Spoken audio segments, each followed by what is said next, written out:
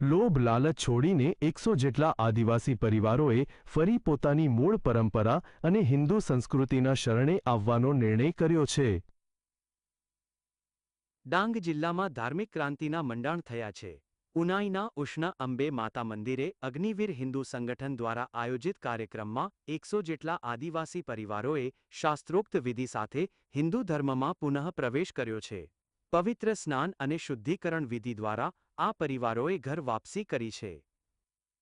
એવી રીતે આ બધા લોગ અહીંયા આવીને સ્નાન કરી લીધા અને હવે પછી અમે ખ્રિસ્તી ધર્મ છોડીને હિન્દુ ધર્મમાં પ્રસ્થાન કર્યા। અમે ખ્રિસ્તી ધર્મ છોડી પરત ફરેલા આદિવાસીઓએ જણાવ્યું કે તેઓ અગાઉ લોભ લાલચમાં આવી ગયા હતા, પરંતુ હવે તેઓ પોતાની મૂળ સંસ્કૃતિ અને પ્રકૃતિ પૂજા સાથે જોડાવા માંગે છે।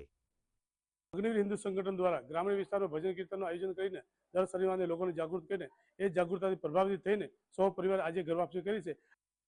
રાજ્યમાં યુસીસી અને ધર્મ પરિવર્તન અંગેની કાનૂની ચર્ચાઓ વચ્ચે આ ઘટના મહત્વની મનાય છે।